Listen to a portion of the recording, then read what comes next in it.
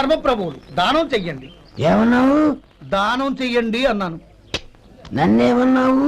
ధర్మప్రభువులు అన్నాను. ఒరే సొంటి, సాము 4 ఇడ్లీ కట్టి. ఆహా ఆహా, దానకన్నా తమలాంటి వారు ఉండబట్టే దేశంలో అప్పుడెప్పుడైనా వర్షాలు కురుస్తున్నాయి. ఒరే సొంటి, సాము 4 మసాలా వడ మసాలా దోశ కలిపి కట్టి. ఆహాహాహా, అలనాటి శిపి చక్రవర్తి పేరు విన్నాను, ఇప్పుడు తమని ప్రత్యక్షంగా చూస్తున్నాను ప్రభు. అబ్బో సమ్మగుందయ్యా. ఒరే సోము 4 పెసరట్టు ఉప్మా అల్లం చట్నీ వేసి ఉప్మాలో జీడిపప్పు బాగా దట్టించే.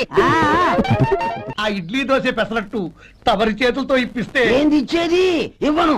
ఎవరా? ఎందుకు ఇవ్వాలి? ఎందుకు ఇవ్వాలి అంట? నువ్వేమో నా మనసు సంతోషపెట్టడం కోసం దానకంటుడు ధర్మ ప్రభువు శివ చక్రవర్తి బొంగు బోసానం అన్నావు. నేనేమో నీ మనసు సంతోషపెట్టడం కోసం 2 ఇడ్లీ 1 పెసరట్టు 1 మసాలా వడ బొంగు బోసానం అన్నాను. దానికి దీనికి చెల్లు.